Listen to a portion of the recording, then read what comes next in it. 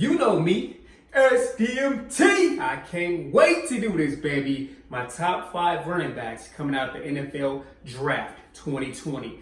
Now, I've seen a lot of horrible rankings. I've seen, a lot of former players and analysts try to rank these running backs, and I didn't like any of them. They tweaking, man. They are tweaking. I'm gonna give you my top 5 running backs in this draft. If I miss anybody, you put them in the comments and you let me know who you think should be in the top 5. But I'm gonna give you my top 5 as SDMT, and you already know I love running backs and I know running backs. So here we go. First up, we're gonna go from 5, 4, 3, 2, and we're gonna finish at number 1. All right, here we go. At number 5, I got Cam Akers from Florida State University, the Seminoles. Cam Akers is coming off a season. He had 1,000 rushing yards, 30 catches, 18 touchdowns. He went to the combine, showed he had elite speed, ran a 4.47. So he shows he has that speed to compete on the NFL level. Now, what I like about Cam Akers from watching a lot of his film is he has exceptional vision. If you watch him play, he has a way of letting his block set up, and he also can just maneuver his way through the field with his great vision. So he's somebody I can see definitely making an impact on the next level. I would say he probably has the best vision than any other running back in this draft. Just that component right there of his game. He has good speed, and he's a versatile player. You know what I mean? He's somebody that can make you miss an open field. So he's somebody I would compare kind of to an Alvin Kamara type. He can come in, he can be part of a running back by committee, you know what I mean? He can be paired up with another, power back, and he can definitely show a lot of, benefits to having him on a team, you know what I mean? So when we look at somebody like him, he has a lot of positives in that fact. Do I think he could be every down back? For right now, I think that's something he'll have to grow into, add a little more weight, become a little more solid, a little more muscle, and so he can become every down back if that's where he ends up in that situation. But I believe he's going to go to a team where he's going to be paired up with another back that'll be a little more solid. So I believe he's definitely a back that can run inside, he can run outside, he can do it all. But for somebody with his frame and, where he's coming from, you may want to be cautious with him so you can keep him healthy and keep him a weapon that can help your team. Sort of like Alvin Kamara, you know what I mean? A back that, he goes well with another back, you know what I mean? So that's what I see in Cam Akers. You add him to another back into a good offense where he can be used in the passing game, third downs, you know what I mean? Also just rotated in and out. I think he can make an impact on the next level. And I love his vision, man. He has great vision. I saw some film. He actually played quarterback in high school. So maybe that's what helped him gain that vision. But that's something that sets him apart than the other running backs that I broke down. At number 4, I got LSU running back Clyde Edwards-Helaire. He's 5'7", he's 207. He has a lot of jitterbug in him. He can make you miss. He's really good in the passing game. He had over 17 touchdowns, 1,000 yards rushing. He's somebody that he's a shorter back, but he's solid, so he's definitely not going to worry about him falling apart from hits. But then also he's shown ability to make some big plays. He plays a lot faster than his 40. He ran at the combine of a 4.6. I was pretty surprised by that because when you watch him on the field, he really pulls away. So football speed and 40 speed are 2 different things. Hopefully that hasn't hurt him too much. A lot of people have him high on their top rankings of running backs. For me, there's some things that I kind of knocked him down on. I love short running backs, and I think that he has the ability to be very effective on the next level, especially as part of a running back by rotation. Somebody that can definitely be used on third down. Somebody can definitely be used in passing situations. Also, when spread out offenses might love him because he can just maneuver through those holes. I look at LSU. They had Joe Burrow, top quarterback in college football, so a lot of teams were playing the pass. Okay, they had a very spread out offense. They were running the ball out of shotgun a lot. He wasn't, behind the quarterback a lot. I didn't like that, so I kind of dropped him down compared to other running backs that were coming in out of the I formation, out of pro-style offenses. So certain things like that, I kind of knocked him down a bit, but I definitely like what he brings. He's somebody, Maurice Jones-Drew actually had him as his number 2 running back, and I know why, because honestly, when I look at Maurice Jones-Drew and I look at Clyde Helaire, they're very similar running backs. That's who I would compare to each other because short running backs, powerful, that can catch the ball in the backfield, that can, just run in the middle, run on the outside, and just tough little short running backs that can get it done. So He's somebody I like. I like a lot of his talent and ability. I definitely think he can be successful on the next level as a complimentary back. You put him on the Patriots, you put him on a team with, other running backs in a rotation, he can definitely be a factor coming out, his rookie year. So I like what he brings to a team. So at number 3, I got J.K. Dobbins, Ohio State University. The Buckeyes, baby. I'm a Michigan fan. I don't like Ohio State, but I'm letting you know J.K. Dobbins can ball, He came out his freshman year, 1,000-yard season. Sophomore year, 1,000-yard season. Junior year, 2,000-yard season. So he's gotten better every year. You like to see that out of a player. He's 5'9", about 215 pounds. He's solid. He is swole, man. You got to respect that. He got 23 reps in the bench press at the combine. He didn't run a 40, but he does show some breakaway speed. He shows that ability to break away in the open field. He has good lateral mobility. He has good footwork. He has a lot of make you miss. And he has a lot of strength and leg drive to break a lot of arm tackles. So I really like him coming out of that Ohio State offense.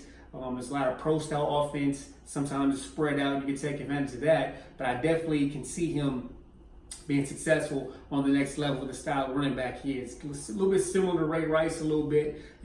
Smaller, thicker back, with a lot of make you miss, some quickness, some speed. And I definitely think he could be solid on the next level. He's about a third back, on this list. So, he's somebody I think is a tweener. He can be an every down back, or he's somebody that also could be a complimentary back, be used in a running back rotation. You can see a team picking him up, using him for that. Will he be a first round pick? I don't believe so. Maybe the end of the first round, or I think maybe early to mid, maybe late second round. I think he can go. A team may move up and get him, because running backs definitely get pushed into the later rounds, and then teams start trading up to get running backs. So all of a sudden, they won't get you in the first round, but then they'll see, a quality star running back in that second round, and they'll start moving up to try to get him. And I think he's somebody that a team may move up and try to get, or so he might just fall in the lap of a team that needs running back or need another running back to add to the rotation. So he's a solid running back. He's swole, man. He can find holes. He has good lateral mobility, and he's been productive year after year, coming out of Ohio State. So that says a lot about him. So he's number 3 on my list. At number 2, I got Jonathan Taylor from the Wisconsin Badgers, man. Big back, 5'11", 220, ran a 4.39 40. He's a blazing running back, and I really like him. I am mad he's been so disrespected by a lot of these analysts and former running backs, talking about he's number 7 or number 10. He's not even a top 5 running back. You guys are tweaking. He is definitely top 5. We look at his college career. He had 1,900 rushing yards, 2,000 rushing yards, 2,000 rushing yards, over 20 touchdowns last year. He's a great back, and he showed a lot of production in college, showing that in that pro-style system, which we saw a lot of running backs be successful in Wisconsin. We've seen James White, we've seen Melvin Gordon, we've seen a lot of backs come into the league out of that offense and be successful. So we see this back who's done better than those backs, and all of a sudden we think that he's not going to be as successful. He's not a great back. You're crazy. Yeah, he does a great job of having vision, seeing the hole, hitting the hole. And I watched a lot more film on him, and he showed he's a lot more elusive than a lot of people think. He has good lateral mobility, good explosive cuts, and he's definitely hard to bring down. And if he hits that hole, man, good luck trying to catch him. That 4.3 speed, you can see it in football speed. He is hard to catch. You already knew he was fast, but that 4.39 solidified that. He's somebody that he's shown he can be a high carry back, and he can be an every down back, which sets him apart from a lot of running backs in this draft. I look at DeAndre Swift. I think he can be every down back. And I look at Jonathan Taylor. I think he also can be every down back. So that's what sets them apart. They can be in all 3 downs. Jonathan Taylor also shows some good catching ability at the combine. You know what I mean? So he's somebody that I think a lot of people are overthinking it, because you see somebody that's so productive, like, oh, he just has big holes and he's fast and he's hitting them. No, he's a talented running back, and he shows that. He's shown it at the combine. He's shown it in 3 years of film with him running dang near 3 years, 2,000 yards. You know what I mean? How many running backs have done that when you really look at it? So he's definitely been super productive, and I expect him to go, if not late first, early second round, somebody's going to creep up there and get him. Detroit Lions, hey, I would love it. You know what I mean? He has a solid back, breakaway speed. He runs kind of high. I compare him to Robert Smith. Maybe you can say somebody like Murray for the Cowboys back in the day. You know what I mean? He's somebody that runs kind of high, but he has that breakaway speed to get away. So, you know, a lot of people got away with it. Eric Dickerson, he also was a high runner. You know what I mean? He hit the hole, he can make you miss. But when he got in that stride and he started running high, nobody was catching him. You know what I mean? So I really like Jonathan Taylor, and he's number 2 on my list at top 5 running backs of the 2020 NFL Draft.